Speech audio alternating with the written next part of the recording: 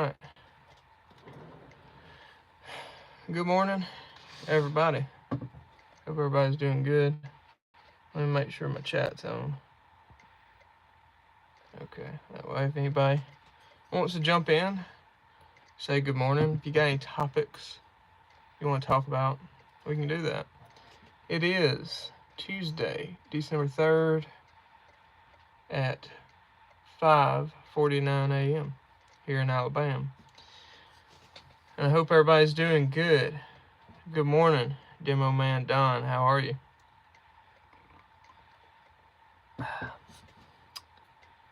Good morning, the Celtic Grandma. How are you? I don't know if I've seen you in here. Is this your first time? We just talk about whatever.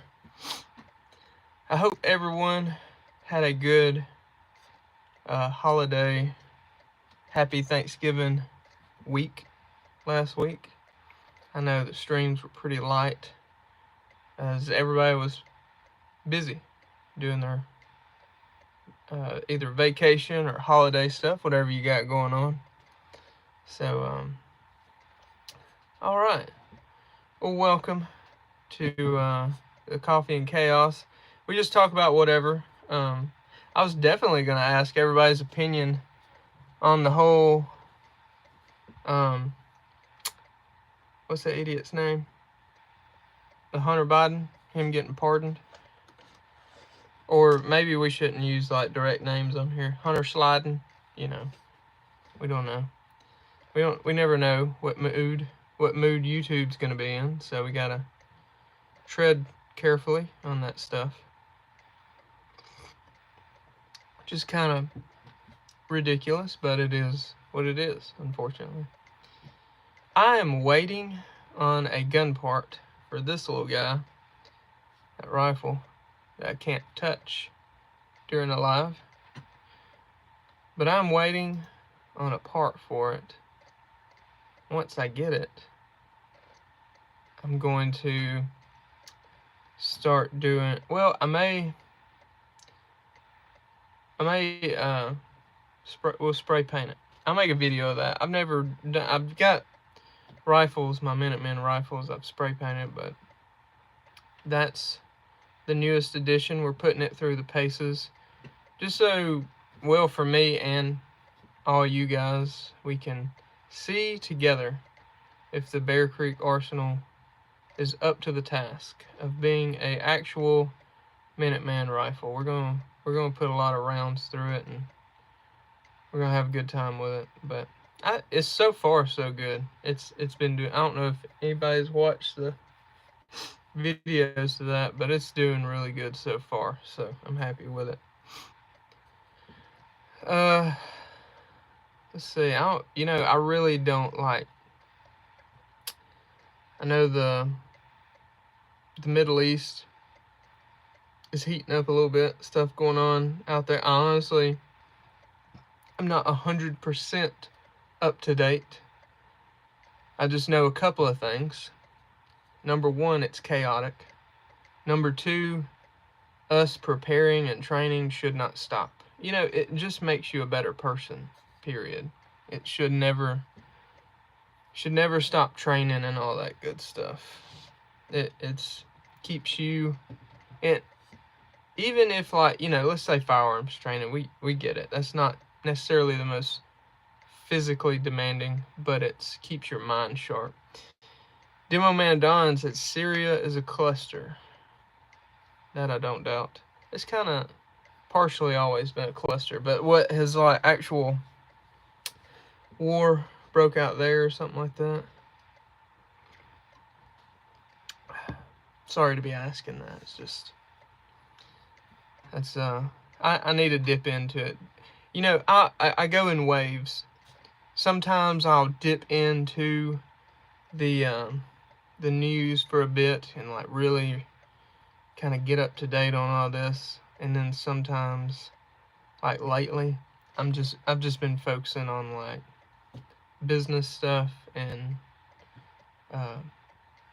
family stuff, and trying to keep myself at the top of the game, I guess, in the best uh, fit form I can muster up.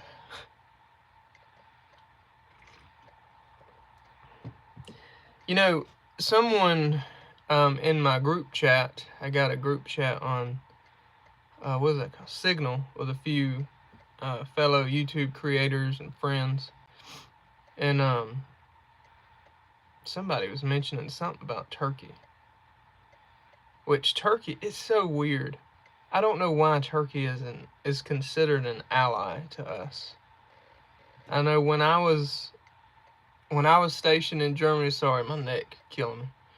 When I was stationed in Germany, there was two dudes. We were out one weekend. We had a weekend off, so we could like go into Germany and you know, go shop, go to bars, whatever.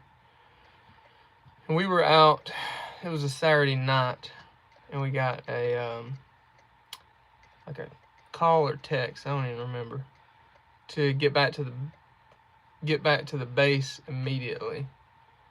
Doing man Don's his turkey sides with whoever benefits them at the moment, and that's I mean, I don't know why we don't do that.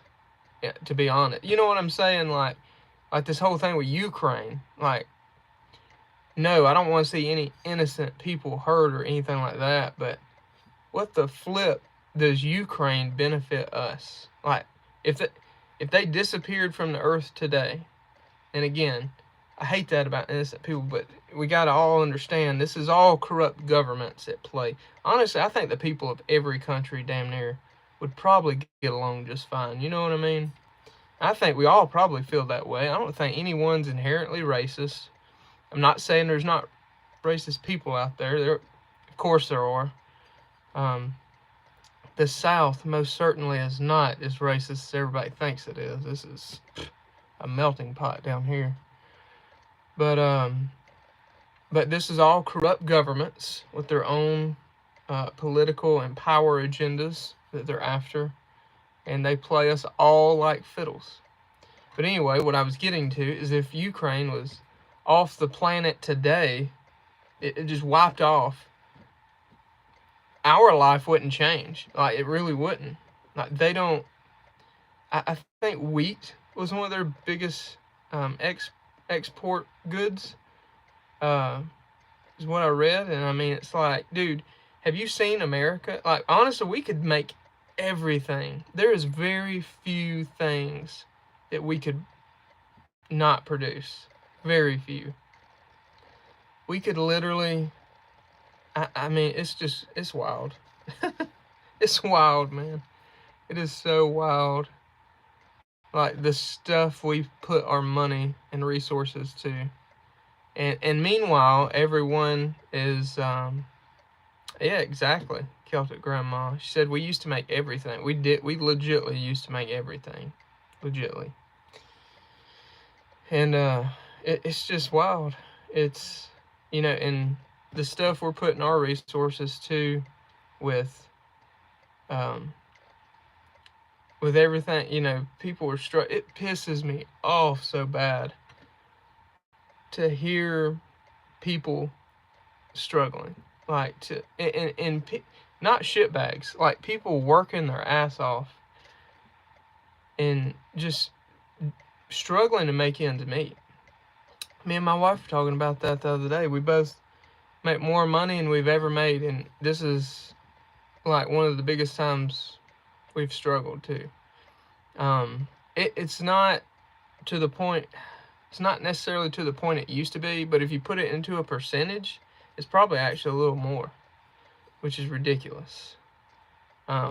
It's funny. A lot of people think like I got all this stuff and whatever. Guys, I have lost everything before too. I have been down to zero, and all this stuff has taken me years to accumulate. But there has been a couple of times in my life where I was down to zero. So it's not easy. You just gotta hammer it out. But it is inherently by the bullshit decisions that our administration currently makes, has been currently making. And honestly, it goes beyond that. It goes before that, but I digress. But it's inherently more difficult now. Like used to be, well, for a great example, my first house I bought, I was 25. It did not come easy. The most I was approved for was $65,000. That's all I was approved for. And me and my wife was my girlfriend at the time, but I liked her enough. I knew I was probably gonna marry her as long as my dumbass didn't run her off. But we found our first house for $58,000. $58,000. Nice house. Had a new roof on it. The inside had been completely redone. A little brick house on 1 acre. I had a shooting range in my backyard. I had goats. Nice little pad. Guys, I'm going to tell you right now, that same house, it's only 5 miles away. That same house right now, the Zestimate on it is $195,000. $195,000. I gave 58 for it. They were asking 65, or it might have been 60. I sent an offer for 58. Now tell me, do you think? And this is just, that was 2014 or 2013. 2013 when I got the house. But you tell me, is that natural for a home value to increase that much, that amount of time? No. And that goes back, and see, this house I'm in right now, this is definitely a nice house I'll probably ever own. Honestly, if I leave this, I'm gonna downgrade, but this is a 5-bedroom, 3 full bath, 3,500 square foot. The basement's fully done. This is one of the basement rooms. This house, it's got a 2-car garage. We're also sitting on 1 acre out in the country. It's on a farm. I can't shoot out here because we're literally surrounded by cows everywhere. They're not our cows, but I got a couple of neighbors. But this house was $198,000. The Zestimate on it, whatever, is like $350,000. It's insane. Like, I guess what I'm saying is, if I was wanting to purchase my first home today, I would be so discouraged. So discouraged. Oh, here's another thing that's going to make y'all sick to your stomach. It makes me sick to my stomach. I'd give my left kahuna if I could have kept my other house and just rented it. I wouldn't even rent it that much. Have a good day. Demo Man Don. Have a good one. Enjoy the coffee. Have plenty of coffee. Good morning, Miss Teresa. How are you doing? Did you enjoy your Thanksgiving break?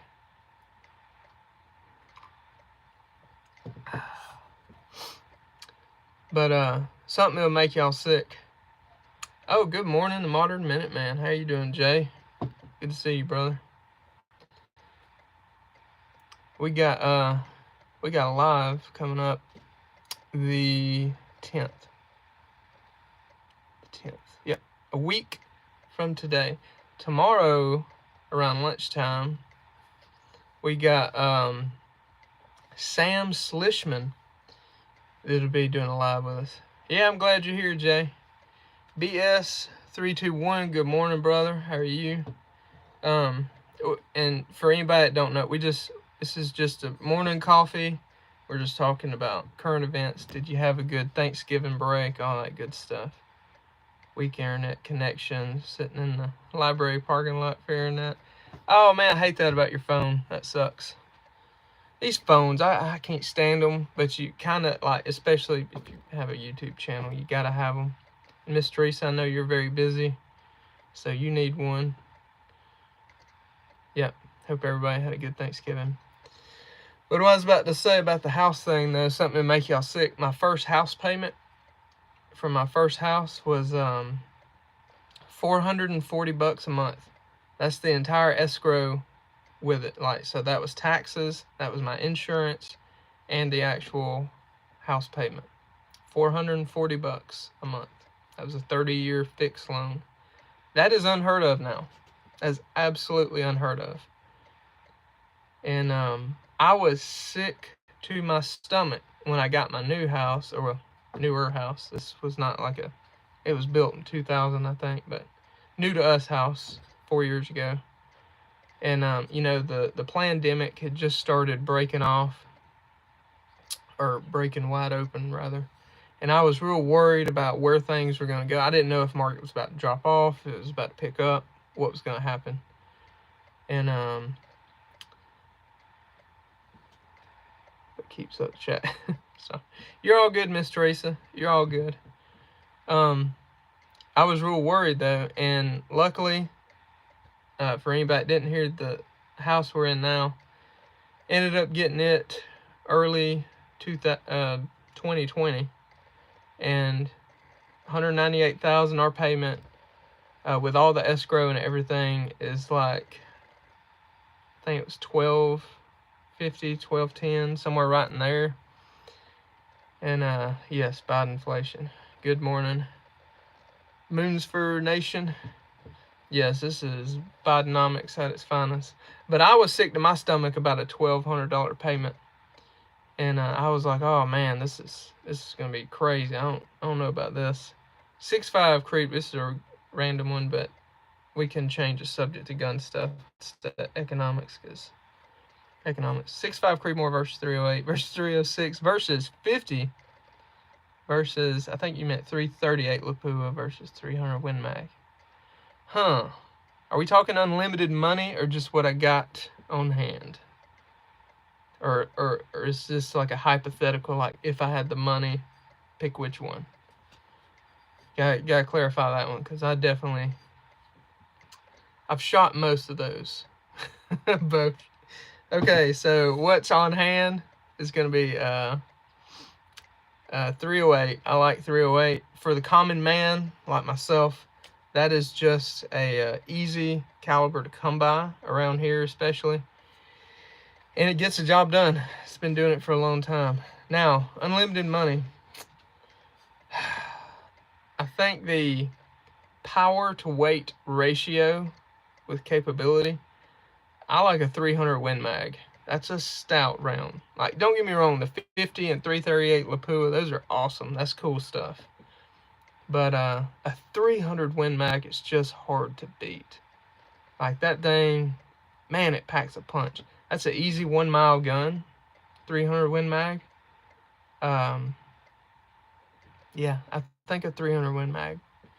Like, if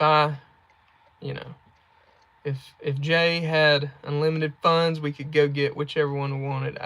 I'd do the 300 Win Mag on a long range rifle, obviously.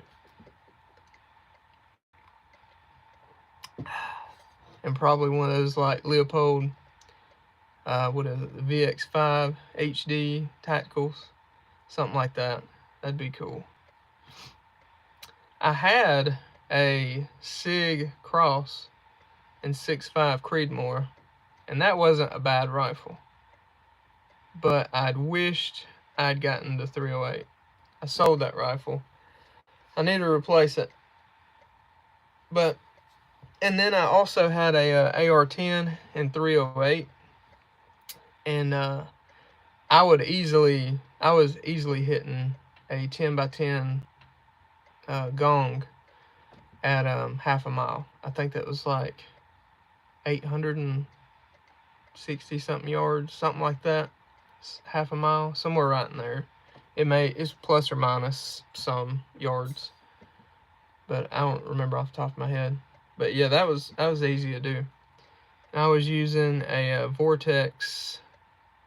What was my glass? The Vortex Diamondback Tactical, I think's what it was. It was like a 20. Let's see. No, it was ridiculous. It was the 16 to something. And I can't even remember it. It's been so long. But it was good glass. And I honestly, I never even maxed it out. I'd always go to like, I want to say like 30 power or something. It was crazy, like what it would go to. It would get just a hair foggy at the max magnification. It had the, I think it was like a 54 millimeter objective lens. It was a nice scope. Nice gun. It was a Diamondback 308. I would love to do that same experiment, and I may look into doing it before long with a Bear Creek with their 308s. I would like to see how it stacks up against how that one did, because the Diamondback was awesome. That AR-10, it was wicked. It was very accurate. Definitely a what do they call it, sub MOA, or a MOA gun at least. Obviously, when you get out to those ranges, a lot of it's going to depend on your fundamentals, but and I'm not like some pro shooter, so that was a good gun. Man, the coffee's good this morning. Reba is not with me this morning. She is asleep. Hello Booger had me up. What time was it? At 4 o'clock Alabama time this morning. She yeah, she woke me up, so I got up with her, let her use the bathroom, eat and play, and she passed back out. So she is a mess. She is wide open. I hope by the end of January that I'll be taking her on some patrols. Obviously, she'll be little. It'll be a learning experience. Won't be like the full deal, but we'll start getting her out and getting her in some property patrols. And the cold weather would be good for her too. That'd be good for me too. That's good. Honestly, guys, if you're going to train, if you're going to do property patrols and stuff, doing it in cold weather is excellent. That teaches you a few things. How to layer clothing, which, by the way, that book I just did the review on, I don't know if Jay's still in here. He was in the chat a minute ago. But this one right here, it talks about that. About layering for different weather and things like that. Ooh, quick gun comment. Ohio Patriot. I have 6.5 Creedmoor from BCA, and I shoot 2-inch groups at 300 yards. That's good. That's very good. That is a good group. But Jay from Modern Minuteman, he's also got this book. I've not read it yet. As soon as I finish this book, we're going to start reading it. And then once I finish Jay's book, let's see, I've already got this book we're going to start reading. So, yeah, guys, read. Be sure to read. I need to go through like a reading list. Oh, quick preparedness tip. This actually comes from the man himself, Paul Howe. I think that's his name. The one that passed away recently. This is the tip I got from him. I've tried it. It works really well. And it's so funny. It's so simple. So you can take your Buc-ee's little mint case, little tin case, any kind of tin case will work. But Buc-ee's is the best. Birthday candles. These things burn for a while, guys. These things burn for a while you're trying to start a fire. And even, it obviously can't do it when it's pouring down rain, but even if you put this on top of a wet surface, these burn really good. So I'm working on getting me a few more little fire kits built. Another tip that I got from someone else, it was in Jay's book, the Citizen Manual 9, and that was duct taping your Bic lighters. So I'll be making a few of these, putting them in there with the candles. And if you got some waterproof matches or something, you could easily put those in like a little Ziploc, roll it up, and then stuff those in there too. But yeah, cool little fire kits. The one that stays in my chest rig is fully ready to go. Oh, and this is another good thing I like to do too.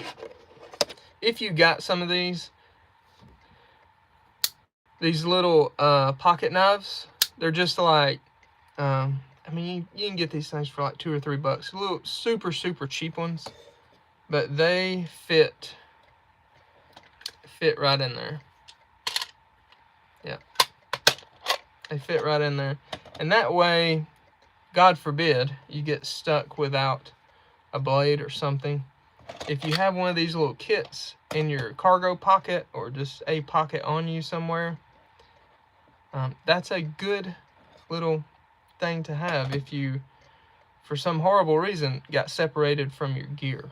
So, just a cool little tip there. And it probably wouldn't be a bad idea to keep on a vehicle, especially if you're somewhere up north where it gets really cold and a fire could mean life or death, like having some warmth from a fire. I would definitely consider having something like that in my vehicle. Actually, I'd go further than that, and I would actually have an entire like survival kit, you know. So, just something to think about. Let's see. So, is there anything else you guys want to chat about? It is getting almost time for me to go wake kids up to go to school, because it is that time. Last week, I didn't have to rush too much because they were out of school. So, I don't even hear the chickens yet. Well, no. That's Reba upstairs. I thought I heard chickens. I didn't. They are doing good. They're still laying us eggs, still getting fresh eggs, which is awesome. They're finally starting to pay for themselves. Well, actually, no, not yet. They got a long ways to go before they pay for themselves. Celtic Grandma, 4:15. Young lady, what are you doing up?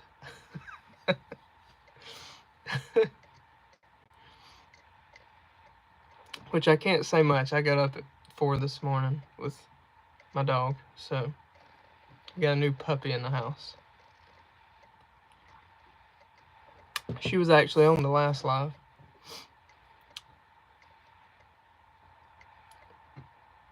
4:15.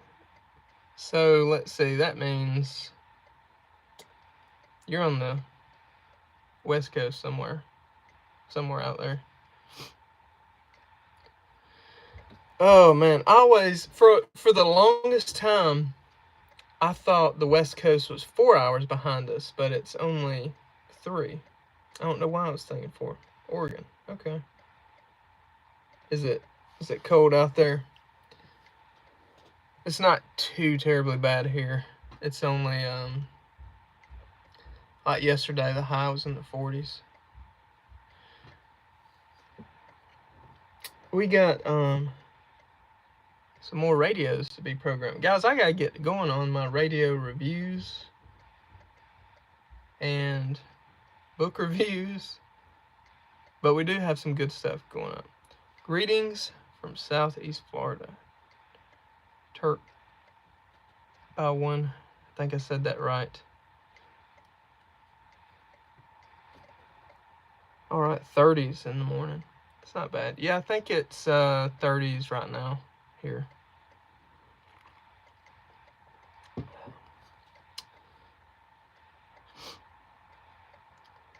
Is it? No, Tuck by V1.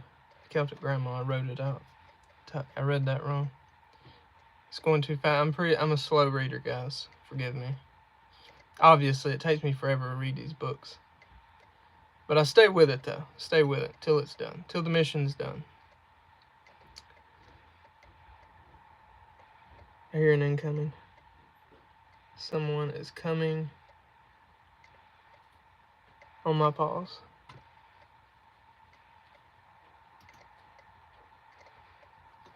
Oh, it's Reba and Mom. When I say Mom, guys, that's my wife. Let me get her. Come on, Reba. Ugh. Are you ready to get the day started, Reba? Yep, I figured so. Reba says, hey, everybody. everybody's getting ready to go to work and school. And that's not the attitude we want before we go to work and school. We gotta be positive, okay? Thank you, Celtic Grandma.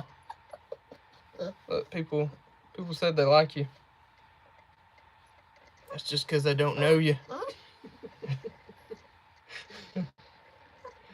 Her ears, she's got this that's trying to stand up. What? You want to go play? She's probably wanting to play with our doodle. No, those teeth hurt. Good girl. But hopefully she'll be going on some patrols with me here soon, guys. I look forward to it. It's gonna pierce my ear.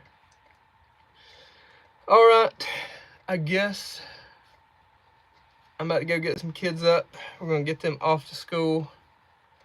And we're gonna start getting our work day going. We got our board over here we're knocking out this week, so I'm gonna try to get everything done. Alright, everybody. Say bye, Reva. Hope all y'all have a good day. I will see y'all Friday on the live for more Coffee and Chaos. And you guys stay safe out there, stay warm. I will talk to y'all later. God bless y'all. Y'all have a good day. Look, right here. I'm gonna make you